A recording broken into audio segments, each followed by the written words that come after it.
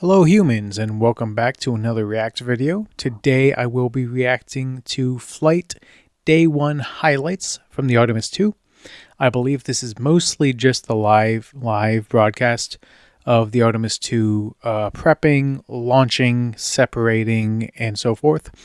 I have held off watching any of this footage, even though it was a few days ago, about a week ago actually.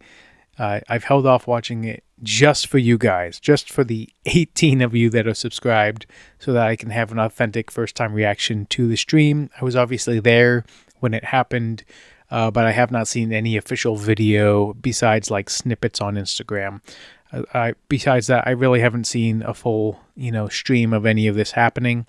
So I'm gonna watch it and we're gonna react to it. And if you want to see this unedited, or not unedited, if you want to see it without my comments, without my pausing of the video, it is linked down in the description below. You can go watch it. It is from the NASA Johnson Space Center official channel. And without further ado, let's get into it.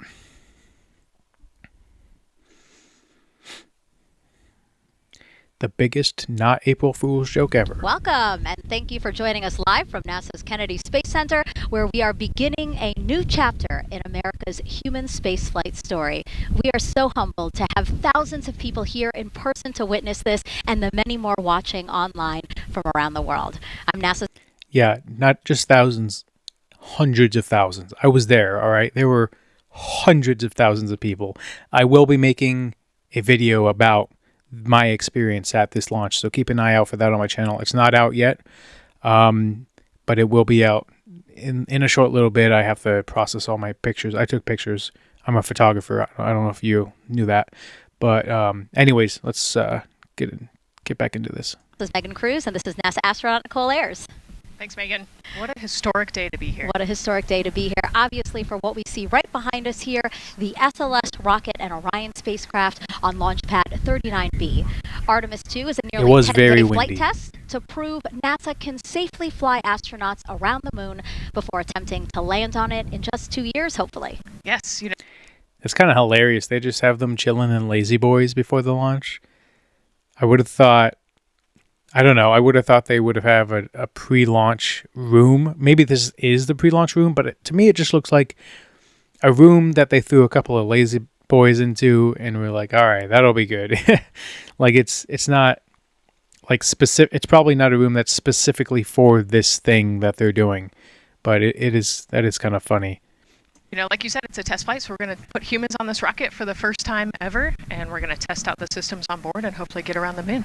And in charge of liftoff today is Launch Director Charlie Blackwell-Thompson. She and her team are just across the street from us inside of the Launch Control Center.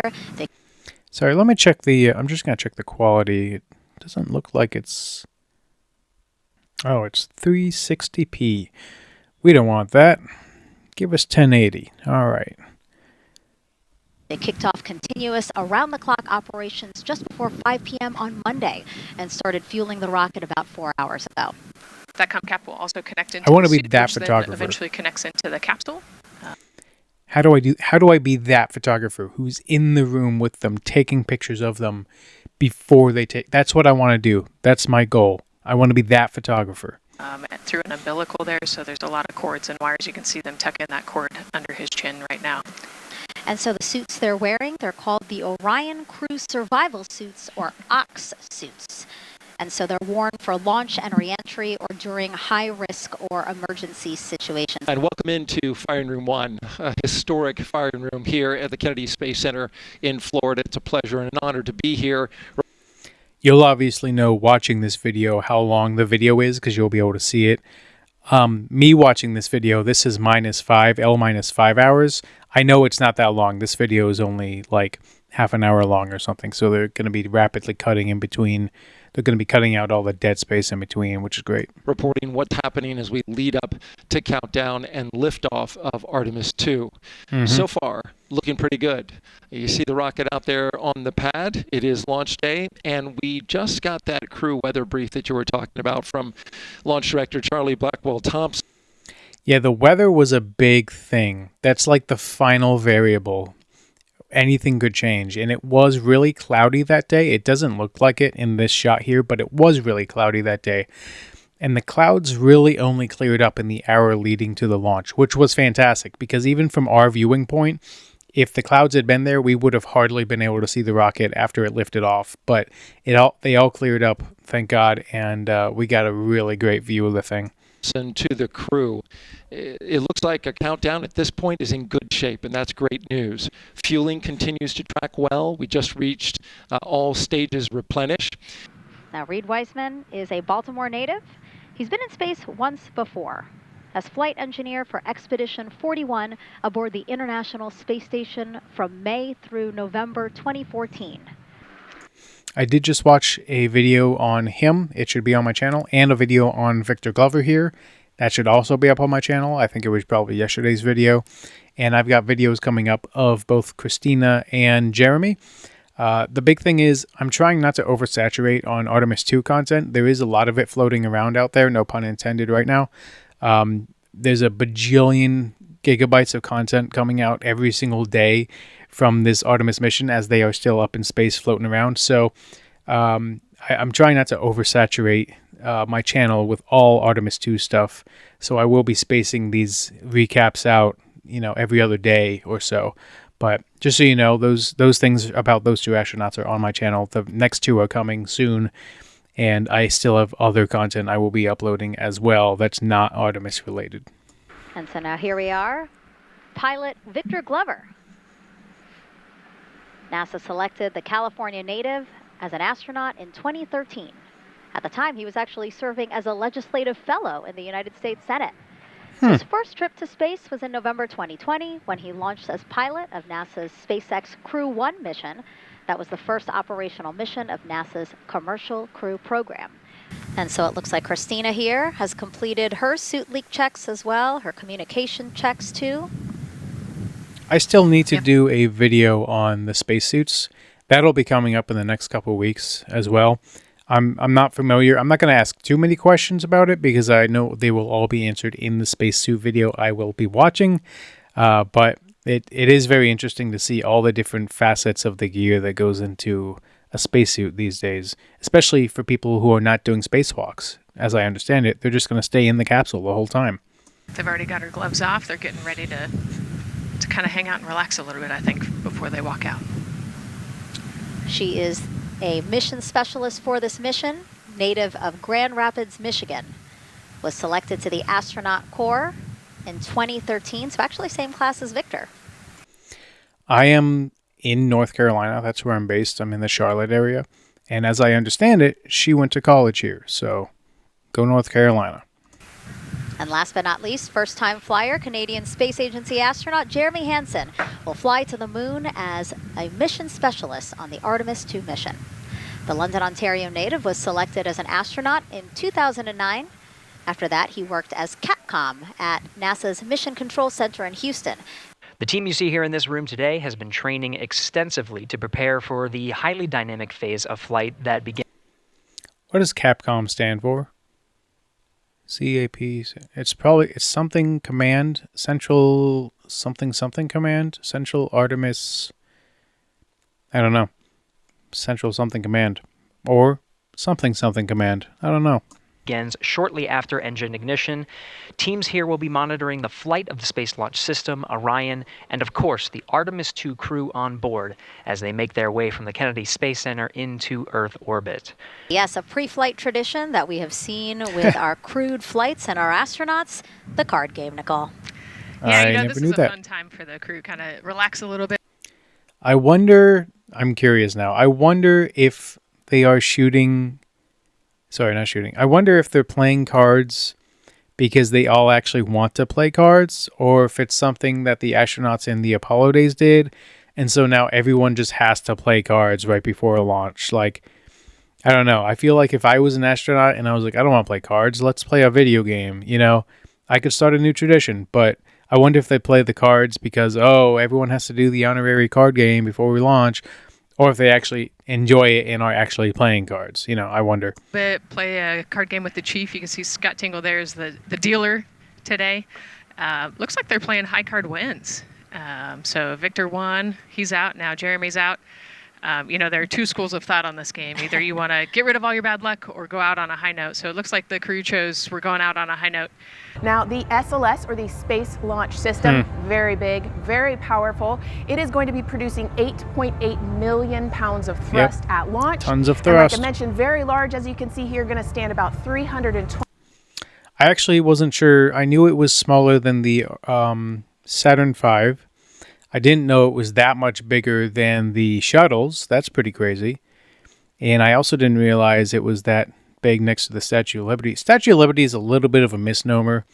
I don't know how many of you guys have been there, but it's like people compare things like this to like, oh, it's taller than the Statue of Liberty. But like half the Statue of Liberty is like the pedestal it's sitting on. The Statue of Liberty itself is not that big. It's a big statue for sure.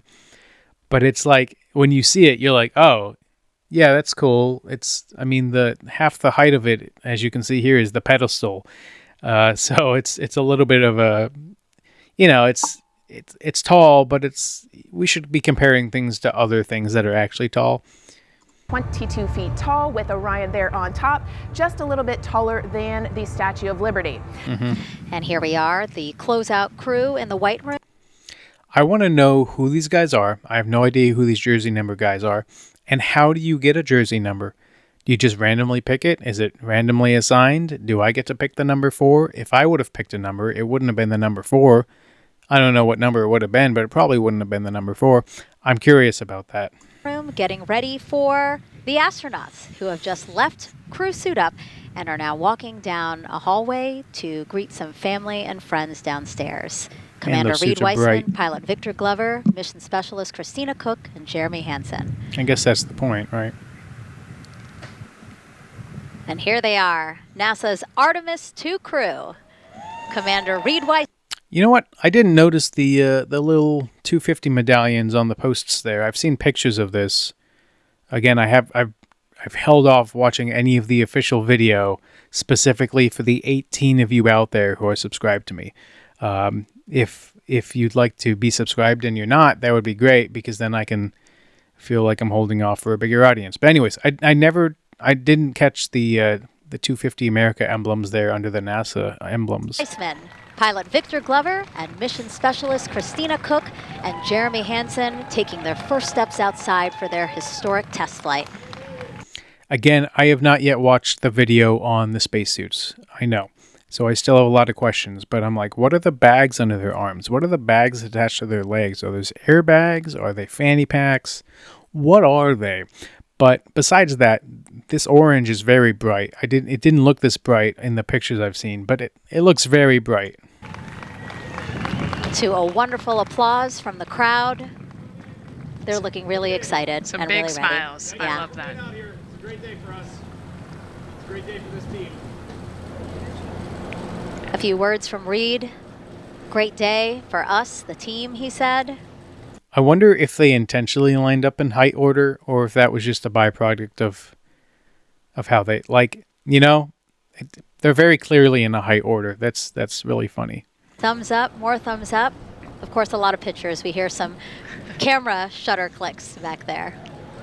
Yeah, there were like 10 million cameras there. Now, the thing I find really interesting is they spent 2 weeks in quarantine before the launch. And I thought that 2 weeks in quarantine had to have been because they don't want to bring any pathogens or sicknesses up to space. They themselves don't want to get sick or have any, illnesses. Or that's, I believe, why a lot of people around them are wearing masks, because they don't want to spread germs or sicknesses to them. So they go through this whole quarantine process. But then, as we've seen in this video, they're around like 1 million people on the day of the launch. They're outside. They're around people. They're not that far from those photographers. It's just really interesting that they would go through such a meticulous quarantine routine, and then just it kind of all blows out of the water the day of, when they're just around everybody, Love the energy of this crowd. Let's go. And so now the crew walking over to each of their pens. The first people closest to them, of course, their family members who got to quarantine with them, correct? Yes. Oh. Okay, well, I guess that answers that question. They can be that close because the people who they're talking to quarantined with them. So, okay, that makes a lot more sense to me. I'm glad they said that. You heard Reed there saying, "Thank you guys," as the crowd picks up again with their applause, and the four of them step into their asses. Gotta love the guy holding a camera up that's not even filming the astronauts. It's like filming the sky in the shot of the official NASA camera. That's got to be like, I bet that guy got in trouble. Their Astrovan.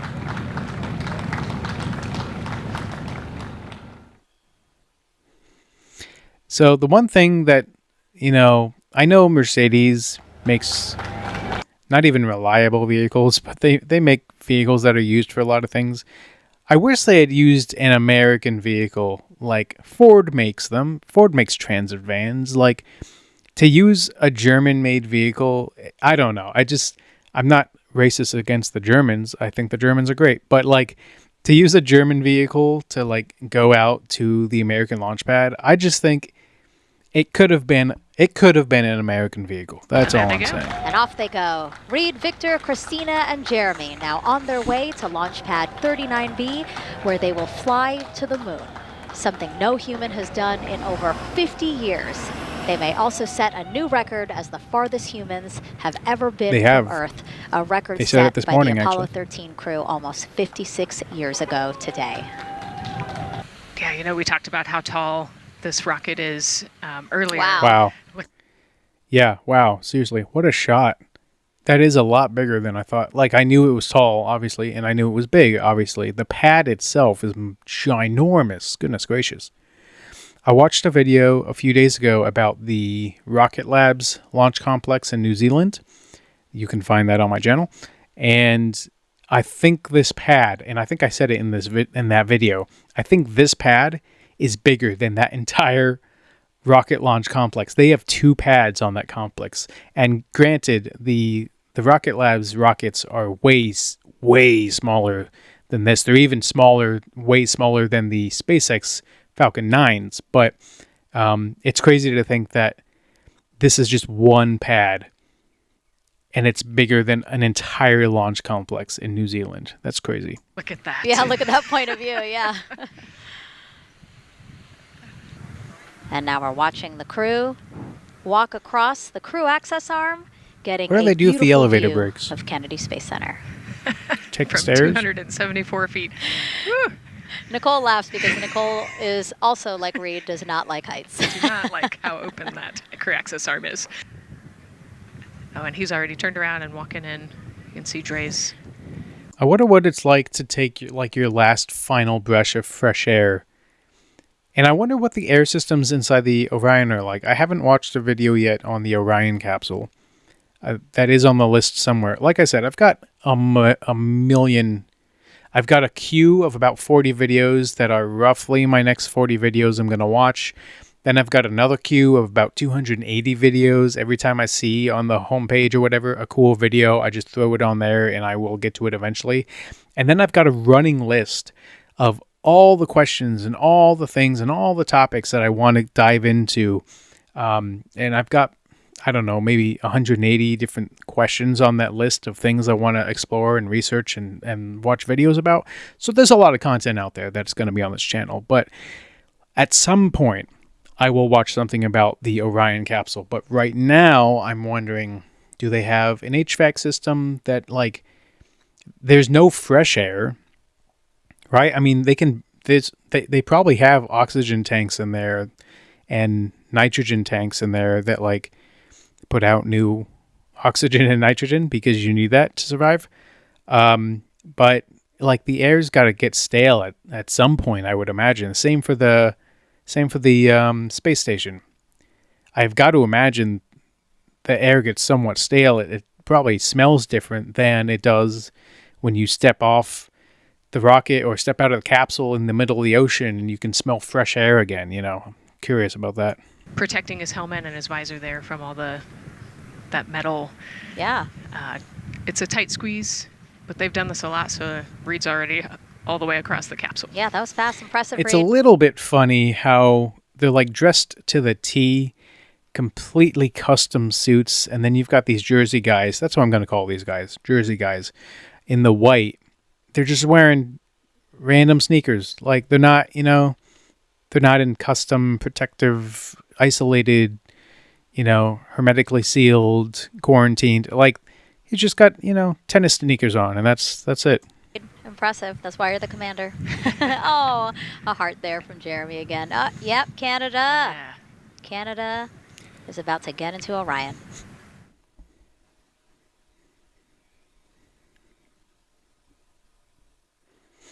This is a camera shot of behind Reed's head. So Reed, while Andre is buckling him in, that's a 5-point harness.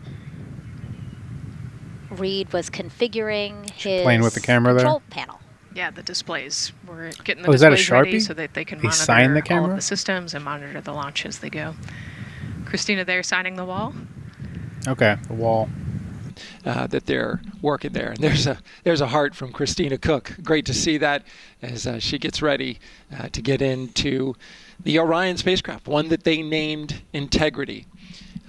It certainly fits this crew from what I've observed. Drag on camera, like we were saying, that kind of moves around, so sometimes it's hard to show that. So there you have it. You can see that.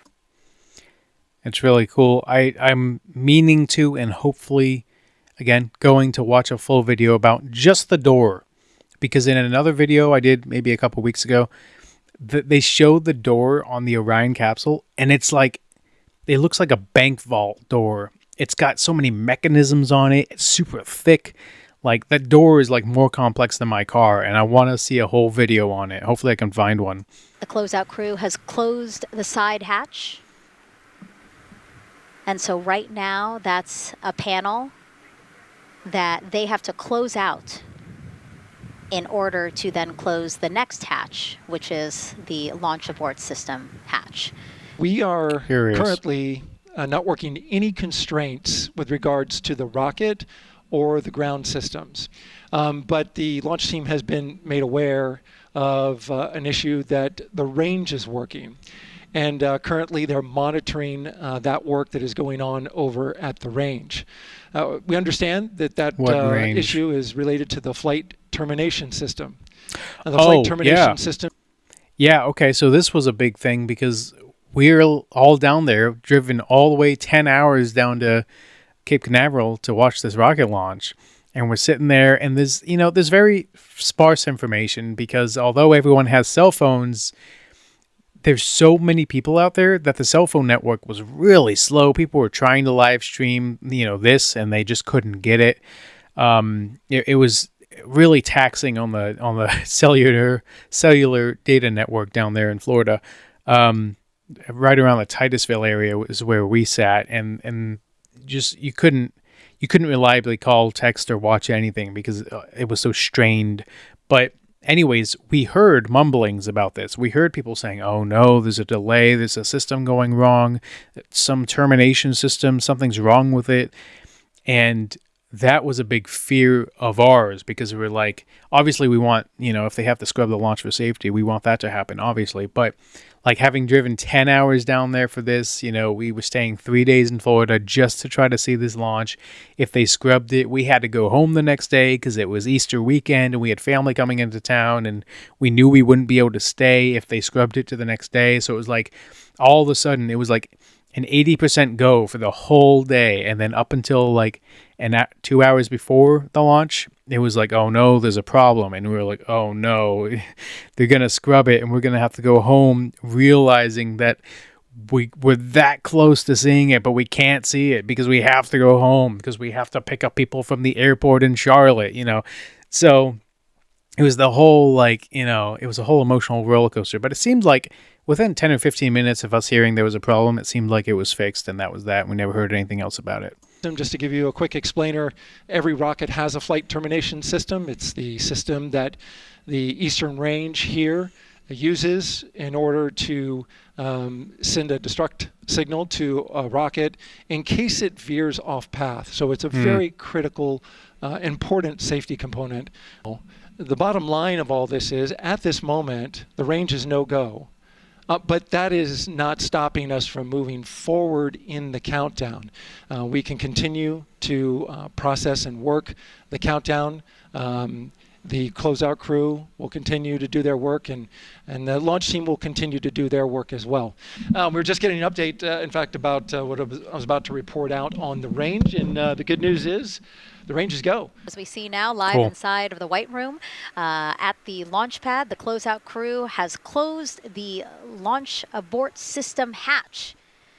You saw there. Yeah, it's crazy how many different layers there are to, you know, I mean, it makes sense, but it's still wild that it's like there's this door, then there's this door, then there's this door, then there's this shield, then there's, you know, it's so many different layers. It's like an onion. It took a lot of them. I think all of them.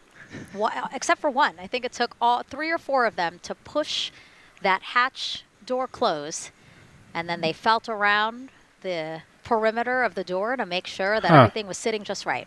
We currently are here. Is that by design or by caution? Is it supposed to be closable with one human, or is it supposed to be closed with multiple humans for extra force? You know, that'd be interesting to know if that was normal or not. Also, this cable system's really interesting. I guess it makes sense if they're, how high off the ground are they? 1,500 feet, 1,600 feet, something like that, or maybe 600 feet. I don't recall what the exact height of the thing is. Maybe it's 600 feet. But anyways, they're a long way off the ground. I never even considered the fact that it would be a dangerous situation to be that high off the ground in a thing that's going to retract. I just figured they'd do everything, and then they would retract it, and they'd all be out of there already. But I guess they have to do stuff for that. The launch team is working an issue that was reported out with the LAS. At least there's an issue apparently with a battery on the LAS. The engineer who I didn't hear is in about charge that. of the launch abort system sits on console here, reported that a temperature for one of the 2 LAS batteries is out of range. And although it's not a constraint for launch right now, it would be when that temperature is checked inside of T-minus 6 minutes, which is inside of terminal count. So right now, the team is working some troubleshooting on this issue. Going to follow, of course, along closely with what they learn. But again, a battery temp for one of the 2 batteries on the LAS is out of spec, and the team is working to understand, first of all, whether or not this may be a sensor issue, or is there an issue with the battery itself. We're one big NASA team, one big NASA family, and we have one major message before we launch tonight. Okay, guys, what are we going to say? 1, 2, 3. Go Artemis! Go Artemis! Woo! I tried to buy tickets to that, but it was just unrealistic and impractical. They were about $150 a piece to sit like at the Kennedy Space Center on the bleachers there, which isn't too bad, but it doesn't guarantee you a launch. That was the big thing. It's like you get 3 launch attempts, and they had already done some launch attempts in January, February, whatever, you know. So like you got 3 launch attempts, and then if they didn't launch, you had to buy a new ticket. And I didn't even know if I would be able to make it to the launch, and I knew I wouldn't be able to make it for more than one day. And so I'm like, am I going to spend $150 and it maybe launches in January, and then, you know, and it didn't. And so I would have spent $150 in January. They had 2 launch attempts, and then I would have had to have been like, great, now it's not going to launch again till April, or launch attempt again till April. And I would have no, you know, amount of scheduling guarantee that I'd be able to drive all the way down there in April to see it, you know. So I did end up going down, but that's besides the point. It's just, it was too much. It was too much to spend for not being able to guarantee that I'd even be able to go. So, but maybe next time, maybe the Artemis 3, hopefully actually the Artemis 3, I'm going to see if I can get a media pass. That would be fantastic. And great news too. Remember, the team was tracking an issue with the launch abort system battery. They appear to have cleared that issue, so we are go for a launch. All right, thank you, Megan and Nicole, and just want to give you an update on the launch abort system that you just reported that they cleared. They believe, they're convinced, this is an instrumentation failure. So there are 2 batteries on the LAS. The LAS, of course, and with the help of my 2-year-old son's model. Yeah, I mean, they should just use the Lego one. The Lego one's pretty spot on accurate, but that one's fine too. I never heard about any of this battery stuff being there. We heard about the launch abort system, which the initial failure that they talked about, in the 2 hours leading up to it.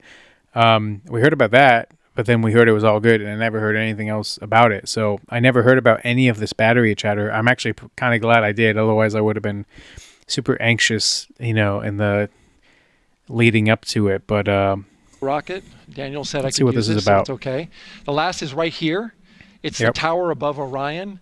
Orion capsule's inside of here. It's used to pull Orion off the rocket in case the rocket something's going on with the rocket, either on the pad or in flight. 2 batteries are bad. Well, I'm sorry. One of the 2 batteries reported an out-of-family temperature, and it was very much out of family. And so they checked their data going back into the vehicle assembly building where they recharged the batteries and worked on them. And they have good, solid data, they reported, that tells them that this is an instrumentation failure, that there's something wrong with the sensor. And so they took it before the mission management team, which has to accept the risk, any changes to launch commit criteria, which this would be one. Okay. And they all fully accepted it. So now we are clear as far as that constraint is concerned. NTD COSE hold requested. Interesting. Very interesting. Copy that. I have an LCC violation of O-CT-004, S-band transponder anomaly. This was a transient LCC violation, so transponder 1 had a demodulated SNR estimate that went down to 2 dBm. When it should have been between 10 and 13, it is now back up to 12, but we did lose that for just a moment. It does not appear that we lost our bit sync or carrier lock, which would be indicative that we lost our lock with the vehicle. I have no idea what they're talking about. I don't know what any of that means. It sounds like they had a lot more problems than what I thought. I thought it went off without a hitch, and they had no issues besides the self-destruct thing that they ended up fixing. I had no idea that there were all these other problems that happened. I'll have to... I'm debating. I guess I should do a video about those things. Yeah? I mean, at some point. It's not a priority. I still want to cover each day's highlights, and when they get back, I'm sure there's going to be a billion things I want to talk about. But at some point, maybe I should just make a note, and if I ever end up running out of content or getting into a bit of a lull, which probably shouldn't be for half a year, because like I mentioned earlier in the video, I've got about 400 videos queued up that I could watch. But at some point, maybe I'll hit it, and we can look about it. So at this point, recommendation would still be go. However, we do have a pre-planned contingency procedure if we want to look at that. But again, this is transient, so we're back in a nominal range. If anyone knows how I can go there, like all those people milling about on the grass, they don't all look like media professionals. Is there a way I can just go and hang out there? Is that for families? Is that for staff? Is that for, who is that for? And how do I get there? Look at the data right here. It looks like that was a single sample. Yeah, copy that. RFTS does report that they also lost lock for about 5 seconds. So I would love to ask KUS and see if they also lost lock with the vehicle for any extended amount of period. Yeah, so from our perspective, the allowance is effectively up to 30 seconds, up to 3 samples based on the 1/10 hertz. This is not an LCC violation, I believe. Yes, sir. I would agree with that at this point. Copy that. All right. So it sounds like they lost Check in with some KUS sort of on 232. I don't think they have communication, and it wasn't lost for long enough that they deemed it an issue, but it's something, of course, they have to note just because of how expensive these things are. I hope Coca-Cola saw that on the guy's desk and sponsored the launch. That would be great. 212 access. We're trying to verify, but it sounds like they have a loss of lock as well. About 2 seconds. Okay.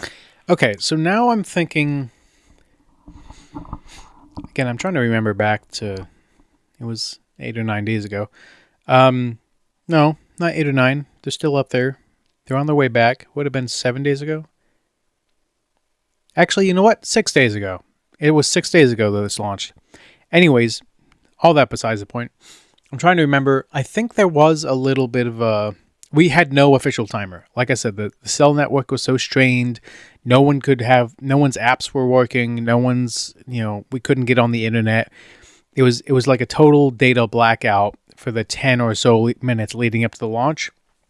There were hard lines, of course. There were houses across the street. There were gas stations. There were businesses.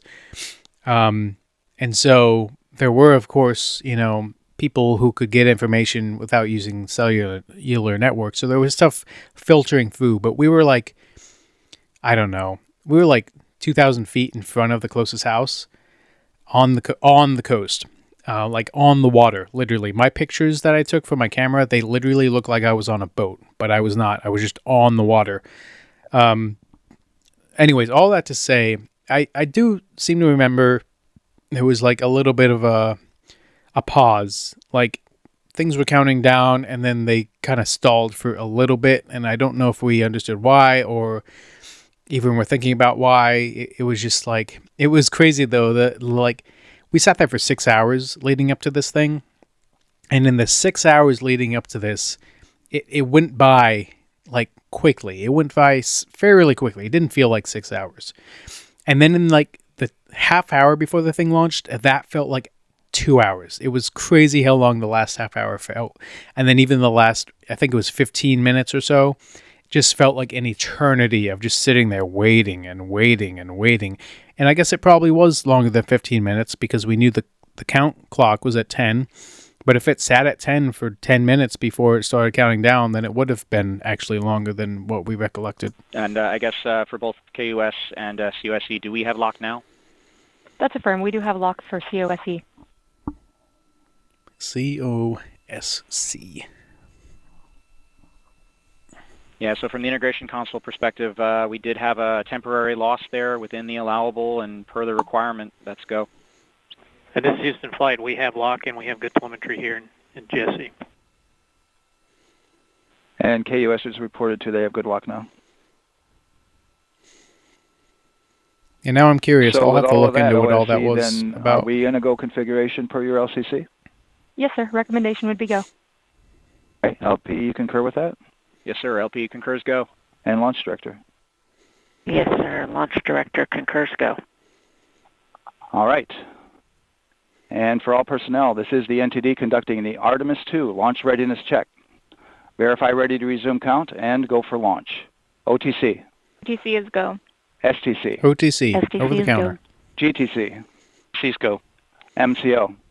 TO's go. Safety Console. Safety I Console. wish I knew what all these LPE. abbreviations meant. LP's go. RTD. RTD's go. Houston Flight. Houston Flight is go. ROC. ROC is go. And ROC. CDR.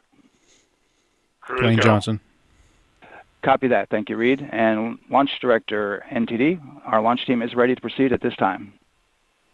All right, NTD, I copy all. At this time, I'll perform my poll.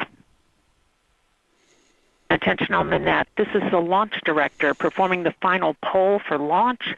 Verify no constraints and go for launch. EGS, Program Chief Engineer. Artemis Chief Engineers are go. Copy, thank you. EGS, Chief Safety Officer. The Artemis CSOs are go. Copy, thank you. Range It's cool. weather. I mean, there's a bajillion people in there. I keep saying bajillion. It's an exaggeration thing when I don't know how many people there are. I've seen that building. It's right next to the VAB, Vehicle Assembly Building, the big square one. I went on the tour a few months ago at the Kennedy Space Center, and you could see that big slanty space. I think I took a picture of it at some, I don't know. In the video I do eventually of my experience at the launch, I should put all this in there of all the stuff I saw at Kennedy. I don't know. Or should I do a separate video? Let me know what you think. Launch weather is go. Thank you, LWO. And Artemis, MMT Chair. MMT's go. Thank you, John. And Integrity Launch Director. Good air your voice, Charlie. PLT. Thank you, Charlie. This is Victor. We are going for our families. Is that Victor Glover? This is Christina. We are going for our teammates. Yeah. MS2. This is Jeremy. We are going for all humanity. All right, That's Charlie, cool. our Artemis 2 crew is go for launch. Full send. I copy that. Reed, Victor, Christina, and Jeremy. On this historic mission, you take with you the heart of this Artemis team, the daring spirit of the American people and our partners across the globe, and the hopes and dreams of a new generation. Good luck. Godspeed, Artemis 2. Let's go. Sir. Cool. You have a go to proceed with countdown. Copy that. I'll put it in work. CDR NTD. Go. Your risers and initiate short purge per your EPROC 10.1.1, steps 8 and 9. There is so much more chatter that happens before the, like, I feel like an idiot every time I open my mouth because it's like I say things and then I realize, of course, that's the case. But there's a lot of chatter that happens. I didn't realize. I thought they would, like, count down to 10. They do a system checks. Everyone would say go like they just did. And then they would just go. I didn't realize it would be this, like, 20 minutes of back and forths and, you know, yada yada. But that's kind of cool that they do all that. But it is a lot more involved. Not more involved than I would have thought, but it is a lot more involved in that window of time than I would have thought. 10.1.1, 8 and 9 going to work. Copy. CVSE NTD. Start and verify recordings of our Orion cameras. You heard an issue, worked in real time with telemetry lock on the Orion. It was transitory. Just people? It was very Just short. random people? They checked the data, confirmed that they had a good lock. This was with the S-band transmitter on the Orion. Now we're going to see what videos they use because, like I said, I've held off watching any of the extended videos of any of this stuff, but I did see a lot of online chatter about how bad the videos were that NASA chose to show when they watched it launch. And I've seen a lot of memes floating around, especially because I'm a photographer. I know a lot of people in audiovisual. A lot of people have been commenting on this, so I wanted to see. Maybe they won't show it, but maybe they found an alternate feed or something. Looked at the data and cleared it. All with the world watching. All right, and we're clear from cutouts. And with that, we're going to resume the clock momentarily. And CGLS, you can resume the clock on your mark. GLS copies. 3, 2, 1, mark. GLS mainline has been initiated. T-minus 10 minutes and counting. Oh, okay. Why is... Okay. I guess they just messed up. It does seem like there's... You know, I'm not going to comment too much. And that begins terminal count. Our new T0 is 6:35 p.m. Eastern Time. 6:35 p.m. Eastern Time. We are now counting down to liftoff of Artemis 2. GLS is go for crew access arm retract. And there you see the crew There access it goes. arm moving away.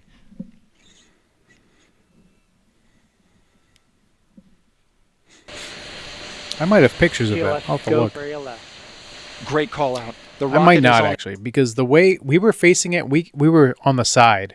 This is a little bit of a sideways, but mostly front-on shot. We were like on the side of it, which ended up working out great because when it launched, it rotated, and then I was like head on with it. But maybe I couldn't on see its the own, crew axis on. I'm four not sure. brave explorers ready to ride the most powerful rocket NASA has ever launched. Sound suppression water is flowing. 15. And here we go. 10, 9, 8, 7. RS-25 engines lit. 4, There it goes. 3, 2, 1. Booster ignition. Whoa. And liftoff. Wow. The crew of Artemis 2 crazy. now bound for the moon. Humanity's next great voyage begins. Yeah. I can see the... oh my goodness.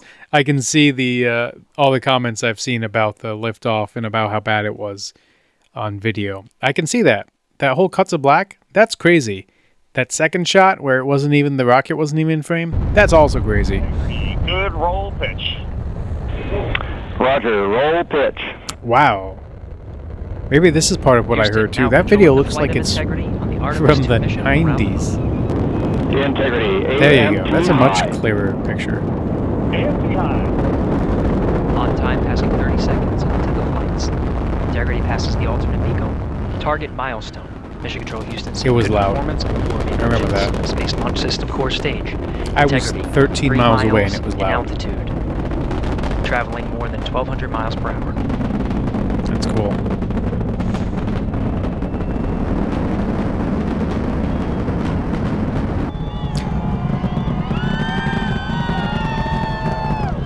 Yeah, that's a weird framing choice, but all right. I don't know. It seems like, I mean, technology exists to track objects automatically. It seems like that would have not been too hard to do. It seems like the camera's kind of all over the place. They should be able to zoom in, have it be this big in the frame, and still stay hyper focused on it. The technology for that exists. It's not that expensive either. 1 minute. Approaching max Q. On. Ponce de Leon. Stan, we have you loud and clear on Ponce de Leon. Yeah. Oh, yeah. That's pretty horrible video footage right there. Signal transfer confirmed as Integrity. That's crazy. Go supersonic. Approaching 90 seconds into the Artemis 2 mission. They need some updates in their video miles in altitude, 8 miles down I can help. Traveling more than 2,600 miles per NASA, professional photographer here. I will come and cover anything for probably even minimum wage. I will come and cover anything for minimum wage, and it will look better than this. per hour.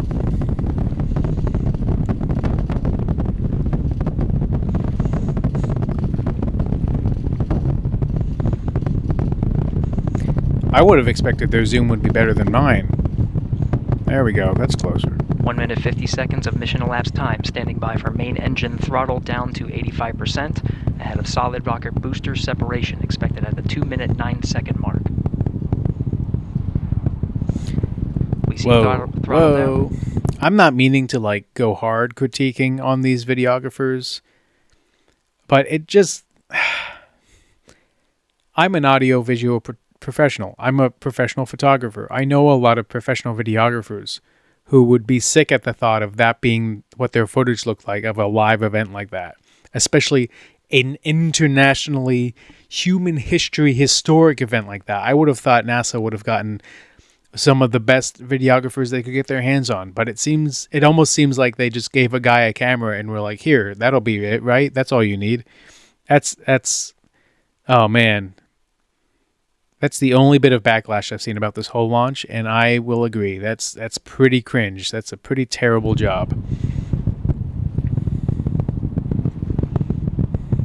Confirmed separation. Main engines throttling up. Guidance They confirmed. missed separation. Oh, that's crazy. I can't believe they missed it. Integrity. They knew exactly when it would happen. Performance nominal. Upper stage RCS ready. Is the video frozen? Yeah. Integrity. SM That's priming. crazy, guys. Zoom lenses exist. It is very far away. It's basically in space. It's almost in space. Zoom lenses exist that can get a closer shot than this. And if they exist, I would have thought NASA, of all people, would have one. But apparently not. Complete. SM priming complete. 3 minutes into the flight. Integrity 49 miles in altitude, 78 miles downrange, now passing 5,000 miles per hour. There it goes. Something. I don't know what that was. Wow, yeah. They should. Okay. I have seen SpaceX launches on camera, and they are so well shot that you don't even have to think about it. Really good camera angles, really good video quality, no shaking, hardly, not a lot of cuts or black screens or whatever, all NASA needs to do is say, hey, SpaceX, what do you use for video? Can we also use that thing for video? That's all they have to do. They work with the guys on a daily basis. They should be able to just say, hey, instead of us reinventing the wheel and making our own camera decisions, we should just copy what SpaceX is doing. I don't know why they didn't do that. That was a big mistake. Standing by for launch abort system jettison. Houston integrity, good last jettison. Anyways, great view. My complaining aside, glad it went off well. Glad everyone's safe. We see the same on board, Stan. It was really fun to see in person. Loud and clear on 2's at the Kármán line. Outstanding, Stan. We have the same. 3 minutes, 50 seconds into the flight of Artemis 2. Wiseman, Glover, Cook, and Hansen cross the boundary to space with good comm checks. GPS signals acquired after last jettison, now working on internal checks to verify accuracy.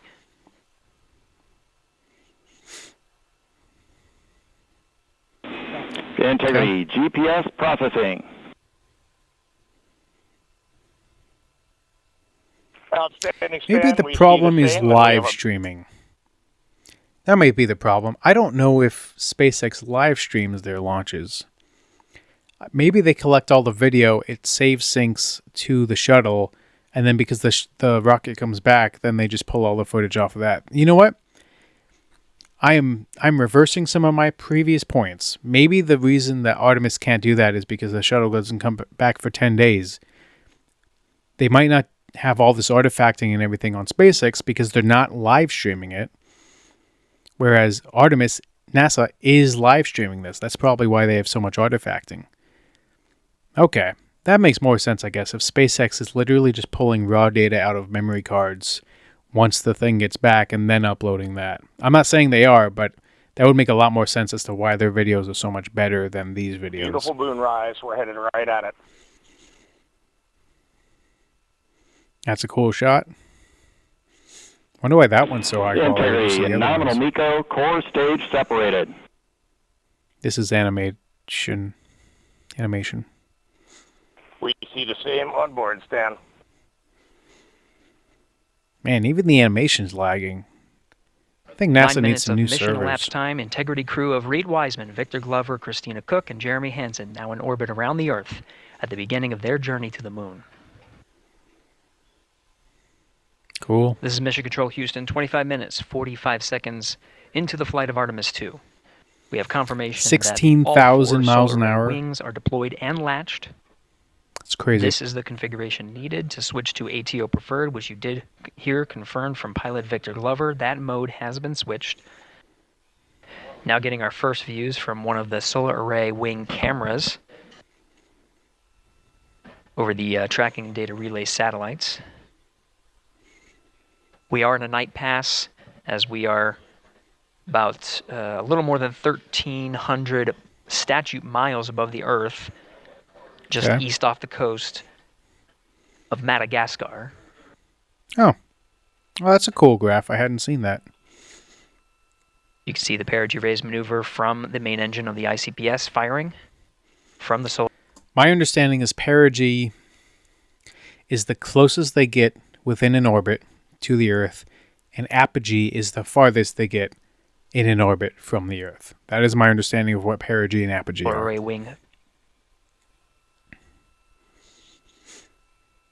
Standing by for confirmation of cutoff. It's too bad they show us this and not like... I guess something's happening. I was going to say instead of like an in-cockpit view. Integrity, good PRM, and 1 minute to teeter handover. With the regain of comm, we're starting to get some views aboard the Orion spacecraft. Integrity Houston, voice check on Tidris. Very interesting. Loud and clear, Stan Hallis. And we now have you the same. Good to hear your voice. In the meantime, Mission Specialist Christina Cook working on the activation of some environmental control life support systems and waste management systems. Currently, as teams on the ground analyze some troubleshooting of the activation steps that she was going through. She'll gather some of the backup waste management capabilities that they have aboard Integrity. Oh yeah, they were saying how there was a assess how to address what was reported down from Mission Specialist Christina Cook on the fault light. Yeah, they were saying there was a problem with the toilet. At this time, the flight dynamics officer I guess they got it figured confirms out. that it was a good burn, so they are on a good trajectory for staying in high Earth orbit for the remainder of this flight day and into next. Cool. The high Earth orbit puts them into a 43,730 by 0 statue mile orbit, which orbits the Earth approximately once a day. It's a 23.5-hour orbit. Oh. I thought they orbit the Earth every 90 minutes. I didn't realize it was a full 23 hours until they orbit it. They must be going a lot slower than some satellites, because I think some satellites orbit in 90 minutes. For the first time since they arrived There's a in cockpit space, view. you're looking at a live view of the Artemis 2 crew in the Orion spacecraft. That's cool. Man, they changed out of their orange jumpers fast. All right, Amy, welcome on board the Integrity spacecraft. We got, right now, myself and Christina are in seats 1 and 2, getting ready for rendezvous and proxops demonstration. Victor's just finishing up getting out of suits and getting suit drying going, and Jeremy is hard at work in cabin configuration. It was an amazing ride uphill. The views, cool. We've got 2 moon rises that we've had so far, and the views of planet Earth. We've circled it completely, and we forgot how beautiful it is to look down on Earth. It's crazy how tight it is in there. Like, it's a lot bigger than the Gemini and a lot bigger than the Orion, not the Orion, the Apollos, but it's still, like, really tight. Also, what is a moonrise? I'm not familiar with. Is that where they can see the moon coming over the horizon of the Earth? And how have they seen it twice already if they're orbiting every 23 hours? We're hearing some comms from the crew as they are preparing for their proximity operations demonstration. And we have just had, for the first time in over 50 years, humans join the Deep Space Network. Now, we're used to people being on the Near Space Network, the Tracking Data Relay Satellite System with the International Space Station. But again, first time in 50 years that we will have crew traveling far enough to be on that Deep Space Network. I need to look into those this view networks. Coming live from Orion, now just 3 hours and 10 minutes since liftoff today from Kennedy Space Center. As you have heard, Mission Control Houston is go for the crew to conduct the proximity operations demonstration. Again, we will see the separation of the interim cryogenic propulsion stage coming up first in just under 12 minutes. I thought that happened Standing immediately. by for separation. I didn't realize they waited a few hours before they did that. We have good separation, good motion. We are Cool. ATP go. Confirmation, separation from the interim cryogenic propulsion stage. Good motion. Go for 180 pitch, confirmed. Separation confirmed, Houston.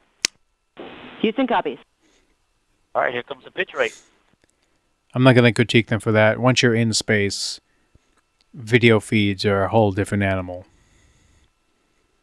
There's a lot of wires on that solar panel, aren't there? I see it. Look at that. Woohoo! That, This view inside Orion. I see the moon Why in is the it camera, pink in there? and now I see ICPS in the docking camera field of view. Okay, waiting for 550. I'm on the THC. There's 550, starting the 19N. 1. This is the view Is that the from ICPS? 9. The view from Orion? This is the view arrow. The docking camera is showing the crew inside Orion. 19 ends. Much quieter.